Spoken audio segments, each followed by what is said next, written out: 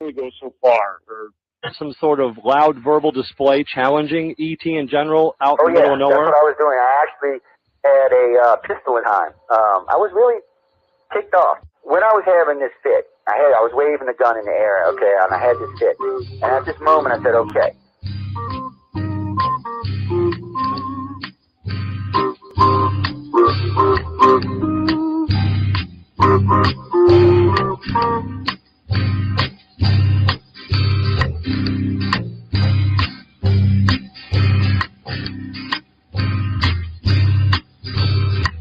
He was a Louisiana man named Montaldo.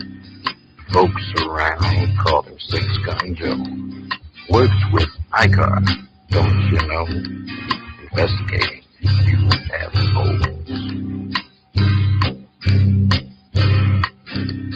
Out for a drive with a gal one night, they stopped to check out the reporting site. When an alien lit right there on the ground, he commenced to throwing his weight around. Now, old Six Gun didn't take too kindly to that kind of thing, especially without Vaseline or anything, you know. Seriously. Well, Six Gun looked that critter right in the eye and said, "Any last wish before you die?" Yo, reached for his gun, quick as a twitch, and said, "Fill your claw, you son of a bitch." Now, a legend spread across the land about this pistol-waving man. But if you're from space or from Earth below, you don't give a Six Gun Joe.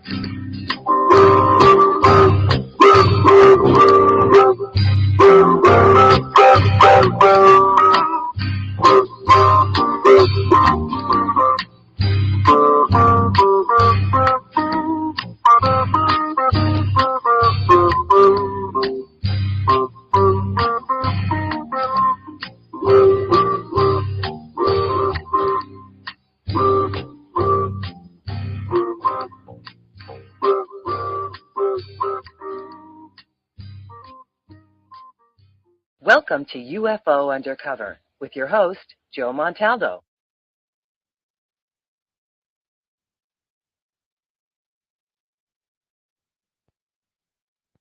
Good evening, everyone, and welcome to another episode of UFO Undercover. Like Natasha says, I am your host. I hope everyone's having a great morning, great afternoon, great evening, wherever you are on our beautiful blue planet. I say this every week, guys.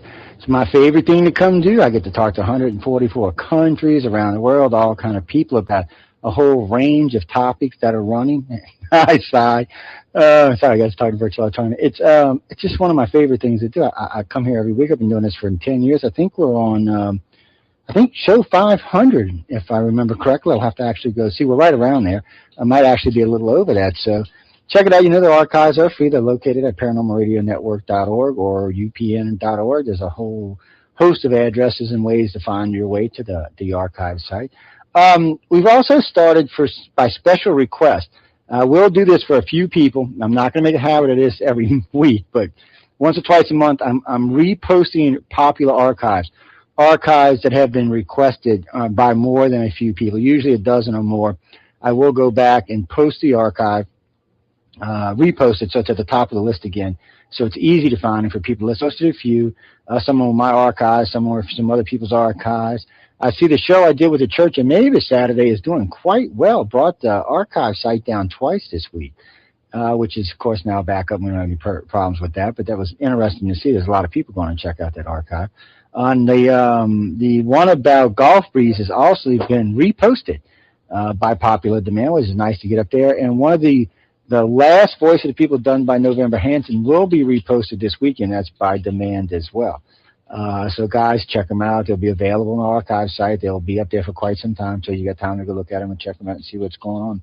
Tonight's guest is going to be Lamont Woodham. I actually was just learning about the gentleman while we were talking prior to the break. And we'll bring on in just a second and have him introduce himself and introduce the new book and tell y'all where you can find it and what we will be discussing. Now, remember, too, after the first hour, the phone lines will be open, 504-273-7379. That's directly into the Skype system, so you can log into us. If you're on my Skype list or you're one of our many friends of the Paranormal Radio Network, you can also join us on Skype and check us out that way as well.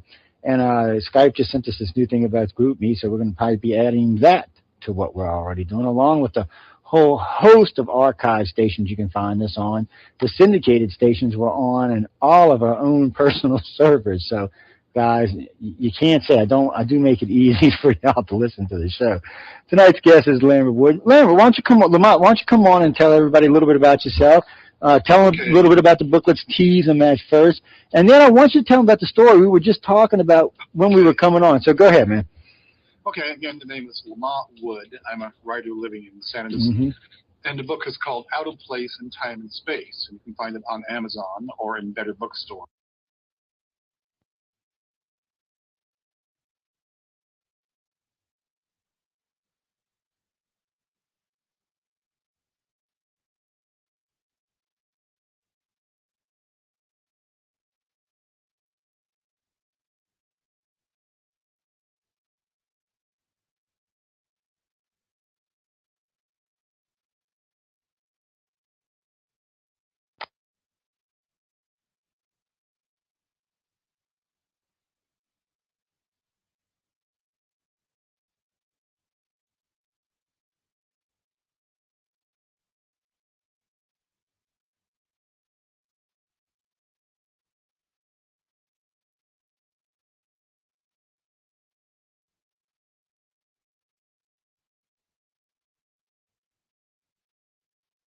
I found myself sitting beside a woman who was a museum curator.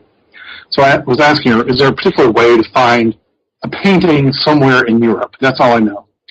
She said, no, it's really hard, she said. And so I described the painting to her, and she nodded and went away. And then the next week she sent me an email. She had found it. I intrigued her enough that she went out and found it.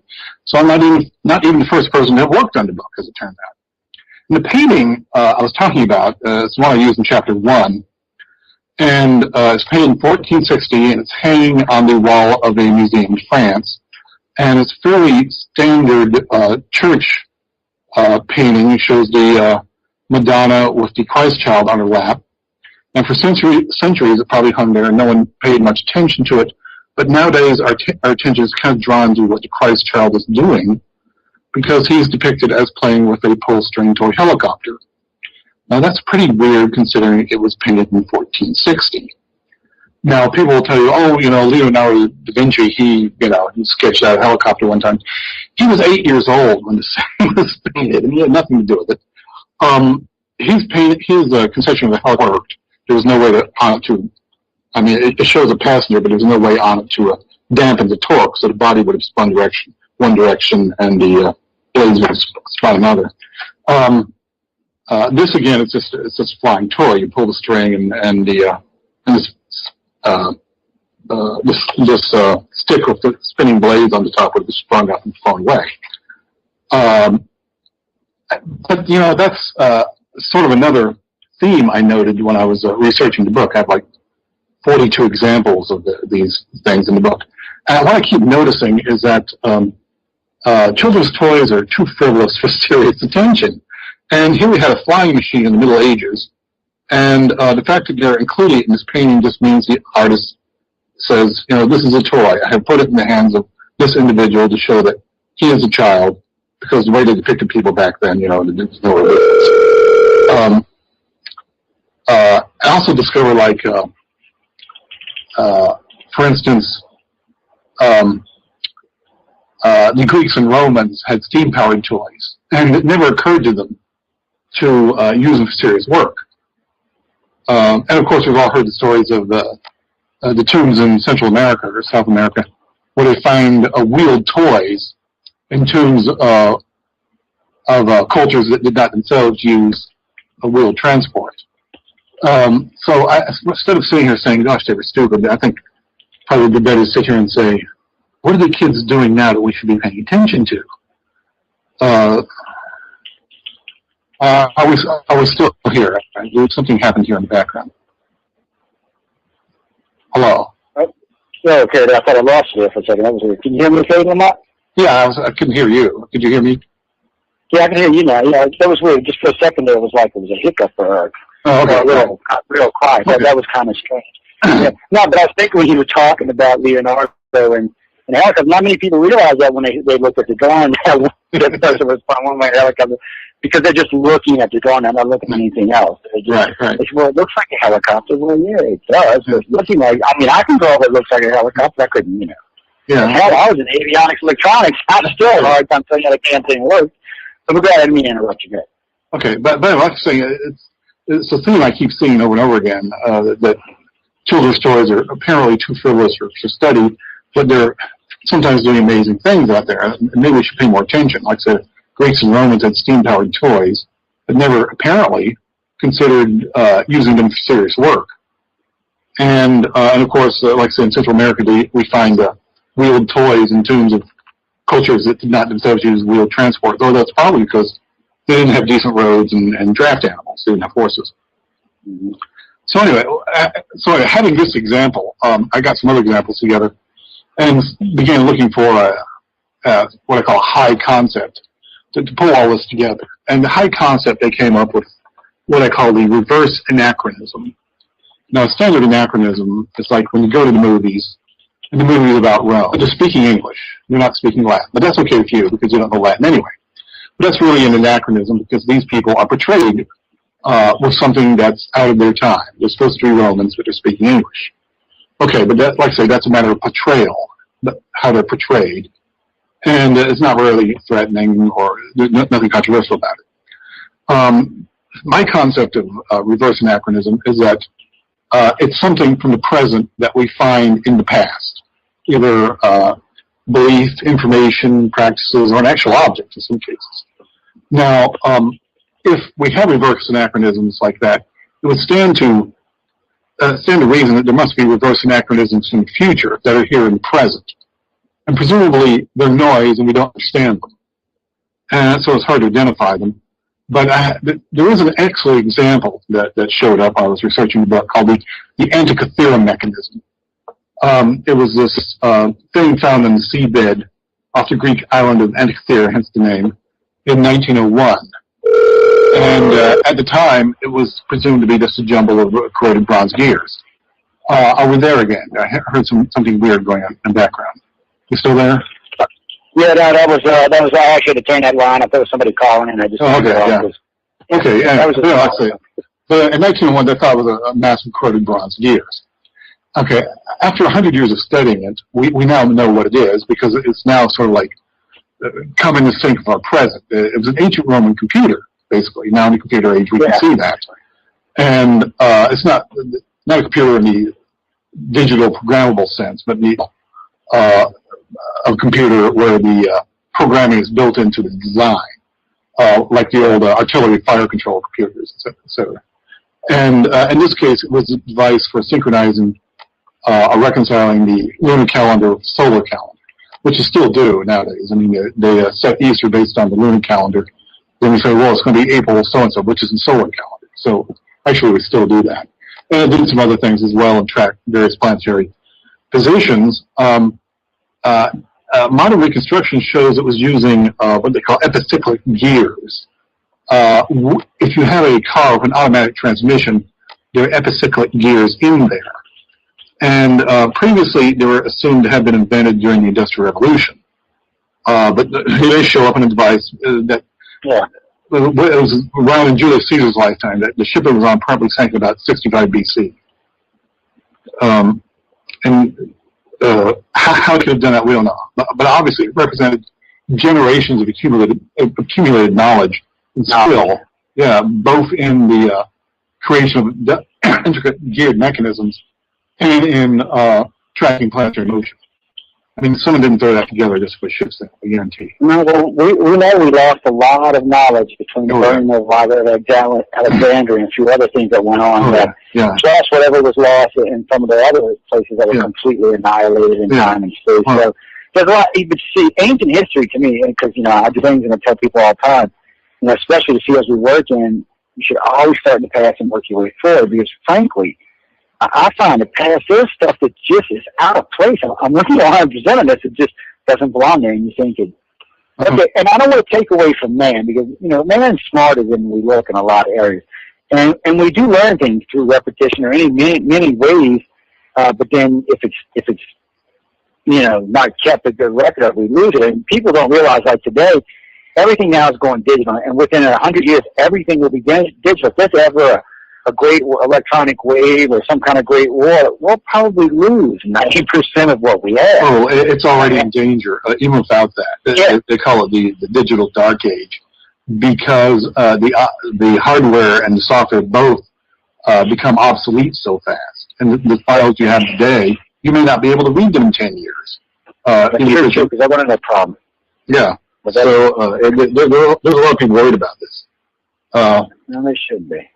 But anyway, but you're in the construction business, so one of the other reverse anachronisms I discovered that would probably interest you would be cement and concrete. Officially, concrete can be traced back to a British patent issued in 1799, and it's soon to be part and parcel of the Industrial Revolution and the accumulation of capital that demanded large construction of a fast time frame, and so you needed concrete because you couldn't depend on quarried dimension stones, et cetera, et cetera.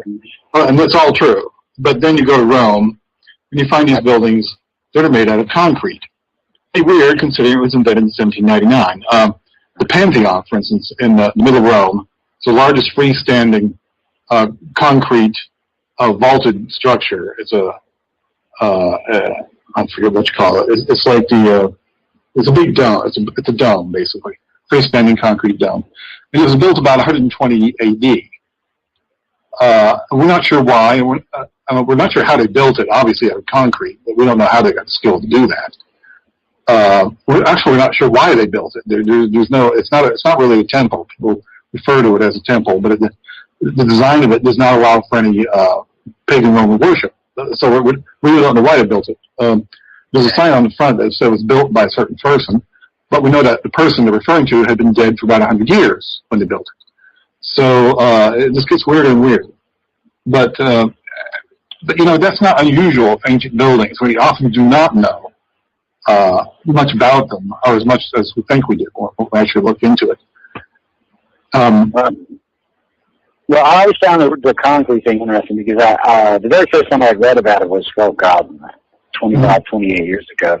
Yeah. And then about 10 years after that, I seen a special not only on the concrete of Rome, but come to find out not only did Roman make concrete, but they made concrete that could harden underwater. Absolutely. Which was a very good step all the way across the board. And I always thought it was an interesting thing because it was a very advanced concept for the time period that it was. They seem to do it, and they seem to use it quite a lot throughout several areas, and not